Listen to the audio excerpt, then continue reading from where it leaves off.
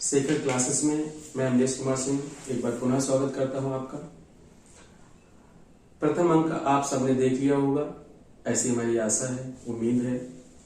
आज हम दूसरा अंक लेके आए हैं, जहां से हमने उसको समाप्त किया था वहीं से उसकी शुरुआत करेंगे और उम्मीद है कि स्पष्ट समझ विकसित हो, इसीलिए प्रयास जारी किया गया है। और इस प्रयास में हम कोशिश करेंगे कि जो भी बातें हों उन बातों के माध्यम से आपकी एक सफलता, आपके जीवन में कुछ न कुछ ऐसा जरूर हो जो सकारात्मक हो। आज हम आपको इतिहास के प्राचीन इतिहास, मध्यकालीन इतिहास और आधुनिक इतिहास, तीनों इतिहासों का एक परिचय कराएंगे और परिचय कराने के उपरांत आगे के सेशन में हम इसको एक्सपेंशन देंगे, एक एक सेगमेंट को, उसके सारे डायमेंशंस को छुएंगे। लेकिन आज एक सामान्य सा परिचय हम आपके सामने रखना चाहते हैं, जिससे इतिहास की एक मोटी मोटी समझ आपके सामने प्रस्तुत हो, बने आपकी एक इमेज बने आपकी आंखों के सामने कि इतिहास में आखिर हमें पढ़ना क्या है। प्राचीन इतिहास, मध्यकालीन इतिहास और आधुनिक इतिहास। जैसा कि हमने पिछले अंक में डिस्कस किया था कि pre history, proto history, history, प्रागैतिहासिक काल, आगैतिहासिक काल और इतिहास, उसको उदाहरण के माध्यम से स्पष्ट किया गया था कि जो प्री इतिहास है, प्री हिस्ट्री है, उसमें मानव का अस्तित्व था लेकिन लेखन कला का विकास नहीं था। प्रोटो हिस्ट्री में मानव का अस्तित्व था, लेखन कला का विकास हुआ था, लेकिन उस लिपि को हम पढ़ नहीं पाए। हिस्ट्री में मानव का अस्तित्व था, लेखन कला का विकास हुआ था, उस लेखन कला को भी हमने पढ़ लिया, उस लिपि को भी हमने पढ़ लिया। तो वो जो पुरातत्व के माध्यम से और उसके बाद लिटरेचर के माध्यम से तथ्य हिस्टोरिकली वेरीफाइड हो जाता है, ऐतिहासिक रूप से प्रमाणित हो जाता है, ऐसे तथ्य, ऐसे पोर्शन से ही प्रश्न आते हैं। तो सबसे पहली बात यह है कि हम इतिहास में पढ़ेंगे क्या है, एंशिएंट हिस्ट्री। देखिए, सबसे बड़ी बात है कि इतिहास शुरू कहां से हुआ। सबसे बड़ी चीज है ह्यूमन एवोल्यूशन, मानव का विकास, मानव का उद्विकास, क्रमिक विकास हुआ है, लाखों वर्षों का विकास है। ये 2-4 दिन में नहीं हुआ, 2-4 वर्षों में नहीं, सैकड़ों हजारों वर्षों में नहीं, इसमें लाखों करोड़ों वर्ष लगे। मानव कैसा था, कैसे कैसे मानव ने विकास के वो चरण पार किए जो आज आधुनिक मानव होमो सैपियंस के रूप में खड़े हैं। कैसे रामापिथिकस था, निएंडरथल क्या था, होमो इरेक्टस क्या था, होमो सेपियंस क्या था, ये तमाम तरीके की डिस्कशन जब इसका एक्सपेंशन करेंगे तो करेंगे। लेकिन आप ये समझिए कि इतिहास की शुरुआत ही वहां से होती है, मानव के उद्विकास से। उसके बाद में स्टोन एज आता है, पाषाण काल, पूरा पाषाण काल, मध्य पाषाण काल, निम्न पाषाण काल, मध्य पाषाण काल, नव पाषाण काल, किसमें क्या क्या खोजें हुई, उसने मानव जीवन को कैसे बदला, मानव के रहन सहन को कैसे बदला, कौन कौन से चरण, कौन कौन से आविष्कार जिन्होंने मानव जीवन में एक क्रांतिकारी परिवर्तन किया, उसके सामाजिक जीवन में, उसके आर्थिक जीवन में, राजनीतिक जीवन में, उसकी संस्कृति और सभ्यता में। इसी तरीके से हम जब एक सभ्यता का अध्ययन करते हैं तो उसमें सबसे पहली सभ्यता इंडस वैली सिविलाइजेशन होती है। इंडस वैली सिविलाइजेशन का जब अध्ययन करेंगे तो क्यों इसे नगरीय सभ्यता कहा जाता है, क्यों कहा जाता है नगर नियोजन इसमें सबसे बेहतर था, ऐसा आखिर क्या था, उस समय कौन से ऐसे इंजीनियर थे, ये लोग कहां से आए थे, कहां बसे थे, किन नदियों के किनारे। केवल एक सिंधु नदी के किनारे सभ्यता नहीं पनपी, बल्कि सिंधु नदी उन सभी नदियों में सबसे बड़ी थी, इसीलिए उसके नाम पर इस सभ्यता का नाम है। और इस सभ्यता के नाम पर कई मतभेद हैं, उनको भी डिस्कस करेंगे। इंडस वैली सिविलाइजेशन के जितने भी आयाम हैं, जितने भी डायमेंशंस हैं, हम उस सब पे डिस्कस करेंगे, एक एक प्रश्न को क्लियर करेंगे। लेकिन अभी हम आपसे परिचय करा रहे हैं तो एक वैदिक एज, वैदिक युग। वैदिक युग क्या है? वैदिक युग, वैदिक युग को हम आर्य युग भी कहते हैं। आर्य कहां से आए, आर्यों का मुख्य पेशा क्या था, आर्यों ने यहां आकर उत्तर भारत में आकर ही क्यों बसे? ऋग वैदिक काल और उत्तर वैदिक काल में क्या अंतर है? क्या ऐसे परिवर्तन हुए कि हम उन दोनों एज को, उन दोनों युगों को अलग अलग करते हैं? उत्तर वैदिक काल और ऋग वैदिक काल, किसमें क्या दशा थी स्त्रियों की, किसमें सामाजिक दशा क्या थी, राजनीतिक दशा क्या थी, इन समस्त पहलुओं पर हम चर्चा करेंगे। रिलीजियस मूवमेंट हुए, उसके बाद जो है धार्मिक आंदोलन हुए। उसमें जो प्रमुख आंदोलन है वो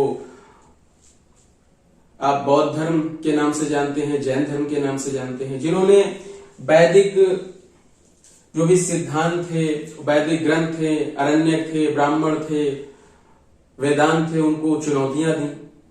उनके दर्शन में क्या था, बौद्ध दर्शन में क्या था, जैन दर्शन में क्या था, इनकी फिलॉसफी क्यों उस समय बहुत ही प्रासंगिक हुई, ये जन जन तक कैसे पहुंचे, किसने पहुंचाया, इनकी भाषा कैसी थी, इन्होंने कौन कौन से ऐसे ग्रंथ लिखे, ये सारे बिंदुओं पर हम चर्चा परिचर्चा करेंगे। उसके बाद महाजनपदों का उदय हुआ। जन से जनपद, जनपद से महाजनपद, इस क्रम से इनका विकास हुआ। महाजनपद जब विकसित हुए तो 16 महाजनपद थे। उसमें मगध सबसे प्रभावशाली था, सबसे शक्तिशाली था। मगध क्यों सबसे प्रभावशाली और शक्तिशाली था, इसके पीछे के क्या कारण है, हम इस पे चर्चा पर चर्चा करेंगे।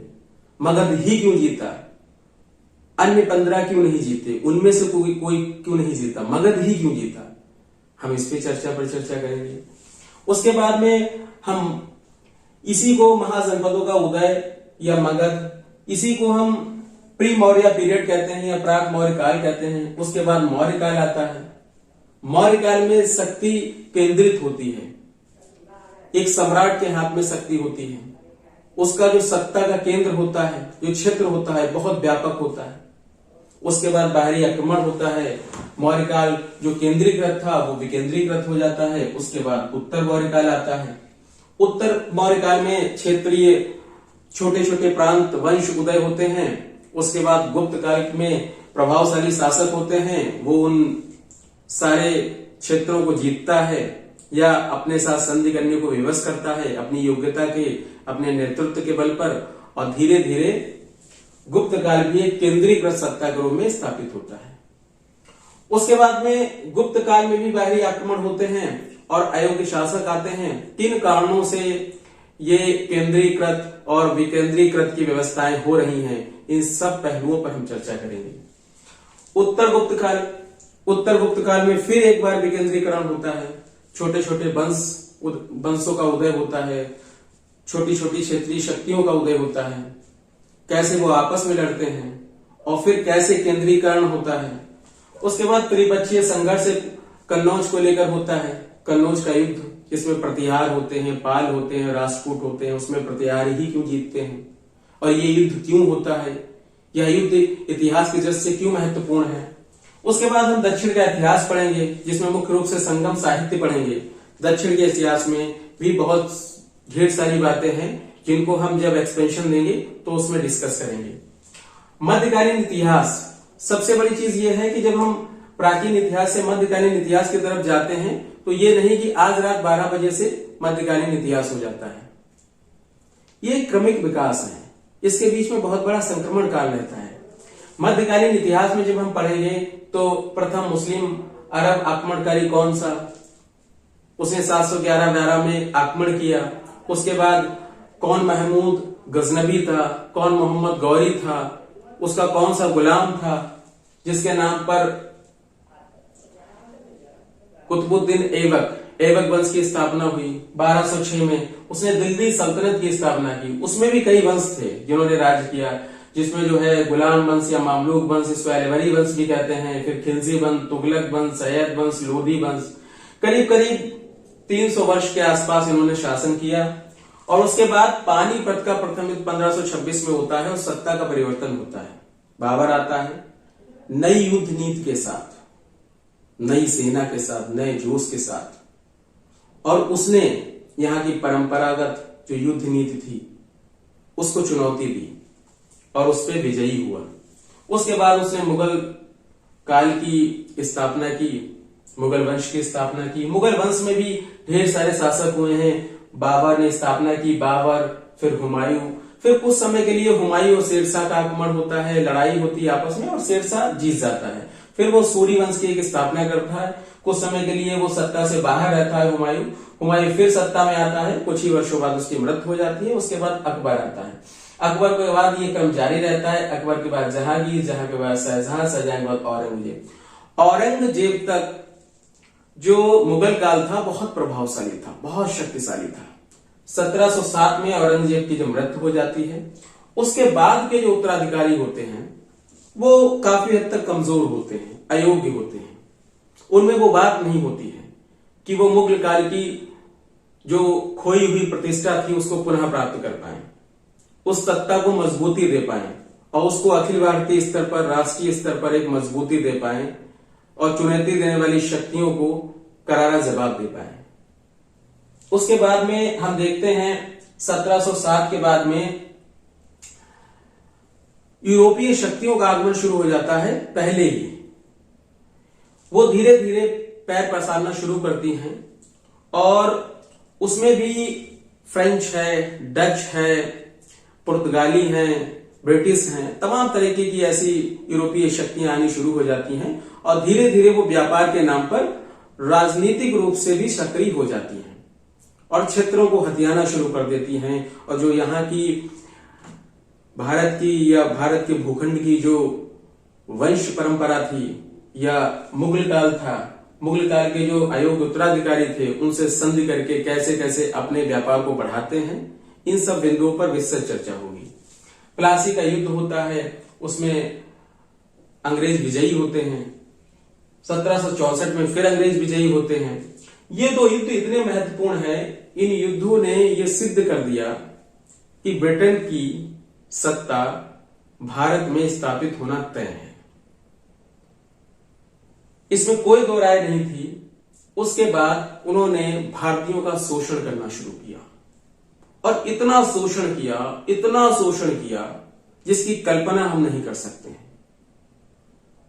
आर्थिक रूप से दोहन किया, सामाजिक रूप से दोहन किया, किसी भी स्तर से उन्होंने इसको अपना भूखंड न समझकर यहां से जितना खजाना, जितना राजस्व लूट कर अपने देश में ले गए। उसके बाद में रेगुलेटिंग एक्ट 1773 में आता है। धीरे धीरे ऐसे तमाम एक्ट्स आते हैं और जो कंपनी की पॉलिसीज थी, कंपनी की नीतियां थी, उनके माध्यम से जनता के बीच में इतना शोषण किया गया कि जनता के बीच में एक असंतोष पैदा हुआ, एक ज्वालामुखी पैदा हुआ जो 1857 में विद्रोह के रूप में फटा। जब 1857 में विद्रोह के रूप में फटा, तब जो क्राउनशिप थी वहां की जो ब्रिटेन की सरकार थी, ब्रिटेन के जो राजा महाराणे थे, उनको लगा कि ये चीज ठीक नहीं है। उसके बाद में 1857 के बाद में यहां की सत्ता, यहां का शासन सीधे क्राउन को चला जाता है और उसके बाद में भारत में जन चेतना को जागृत करने के लिए, भारतीयों को स्वतंत्रता दिलवाने के लिए, आजादी दिलवाने के लिए 1885 में एक अखिल भारतीय स्तर पर राजनीतिक दल का गठन हुआ। 1885 में आईएनसी का जब गठन हुआ तो इसका काफी उपहास उड़ाया गया। कहा गया ये तो चंद लोगों की, चंद कुलीन लोगों की एक राजनीतिक संस्था है, इसका कोई मतलब नहीं है। लेकिन धीरे धीरे इस संस्था ने पूरे देश के अंदर जन चेतना को जागृत करने का एक प्रयास किया और उसमें वो सफल भी रहे। 1905 में बंगाल विभाजन जब गर्जन करता है, उस समय बंगाल और बंगाल के बाहर भी चूंकि संचार के साधन कम थे, संचार के साधन कम होने की वजह से वह आंदोलन अखिल भारतीय स्तर पर नहीं पहुंच पाया, लेकिन फिर भी उस आंदोलन की तीव्रता बहुत अधिक थी। बंगाल विभाजन के बाद स्वदेशी आंदोलन हुआ। स्वदेशी आंदोलन में तमाम क्रांतिकारियों ने भाग लिया। उसमें आईएनसी सक्रिय, निष्क्रिय दोनों रूप से शामिल हुई, अघोषित रूप से शामिल हुई। 1920 में गांधी जी जब आए तो इसमें कई धर्मों के लोगों को, सिख धर्म के लोग भी आए, मुस्लिम धर्म के लोग आए और ये भारत का पहला अखिल भारतीय आंदोलन 1920 में जो असहयोग आंदोलन है, इसको हम भारत का प्रथम अखिल भारतीय स्तर पर आंदोलन मानते हैं। उसके बाद ये आंदोलन क्यों असफल हुआ, असफलता के क्या कारण थे, इसके विषय में भी हम जानेंगे। 1930 में असहयोग आंदोलन की जरूरत क्यों पड़ी और फिर ये आंदोलन कैसे समाप्त हुआ, समाप्ति के क्या कारण थे, इस आंदोलन से हमें क्या क्या चीजें भारतीय राजनीतिक इतिहास या इतिहास के दृष्टि से मिला। 1942 में पुनः एक आंदोलन छोड़ा गया, भारत छोड़ो आंदोलन। इस आंदोलन से हमें क्या मिला, इस आंदोलन ने हमें क्या दिया, इस पर भी हम चर्चा करेंगे। उसके बाद में 1947 में आखिरकार अंग्रेजों ने हार मानी। 18 जुलाई 1947 को भारतीय स्वतंत्रता अधिनियम ब्रिटिश संसद से पास किया गया और हम स्वतंत्र हो गए। हमने कई वर्षों की मेहनत के बाद अपना खुद का एक संविधान बनाया, जो कि हमारा सपना था, हमारे क्रांतिकारियों का सपना था, हम सब भारतीयों का सपना था। संविधान की प्रस्तावना जब हम पढ़ते हैं, उसकी प्रियम्बल को जब हम इंट्रोड्यूस करते हैं, तो उसमें हम भारत के लोग, क्योंकि भारत के सभी लोगों का वो सपना था। कितने लोगों ने इस स्वतंत्रता के लिए अपनी जान दे दी, लेकिन जो ख्वाहिश थी स्वाधीनता की, खुद के संविधान की, वो खुद से वो नहीं देख सके। लेकिन आज हम उनके आदर्शों को, मूल्यों को अपने जीवन में संजोते हैं और संविधान ने खुद उन मूल्यों को प्रस्तावना के माध्यम से, राज्य के नीति तत्वों के माध्यम से हमारे संविधान के अंदर पूर्णतः संरक्षित कर रखे हैं। और हमारा आज का जो वीडियो है, उस वीडियो में मैंने आपको जैसा कि बताया है कि एक एंशिएंट इंडिया से लेकर मॉडर्न इंडिया तक की एक छोटी सी यात्रा कराई है। इन सारे सेगमेंट को जब हम एक्सपेंशन देंगे, तो एक एक सेगमेंट में जितने डायमेंशन हो सकते हैं, सारे डायमेंशन आपकी क्लियर होंगे। कोई भी फैक्चुअल इंफॉर्मेशन इस रेंज से बाहर नहीं जाएगी। ये मेरा मानना है और ये मेरा दावा है कि आप स्टेट कमीशन का एग्जाम दें, चाहे आप यूपीएससी का एग्जाम दें, चाहे कोई वनडे एग्जाम दें, कोई भी क्वेश्चन आपसे छूटेगा नहीं, क्योंकि जो रेंज हम लेके चलेंगे वो ऑलरेडी इतनी वाइड है कि छोटे छोटे एग्जामों में आपसे कोई भी फैक्चुअल इंफॉर्मेशन मिस नहीं होगी। लेकिन जब आप किसी भी चीज को पढ़ते हैं, तो उसका रिवीजन, उसकी प्रैक्टिस, उसका कंसोलिडेशन बहुत ही मस्त होता है। और आज का वीडियो हम यहीं पर समाप्त करेंगे। आगे आने वाले समय में हम इसको और एक्सपेंशन देंगे और इसके सारे पहलुओं को, इसके सारे आयामों को हम जोड़ने का प्रयास करेंगे। धन्यवाद।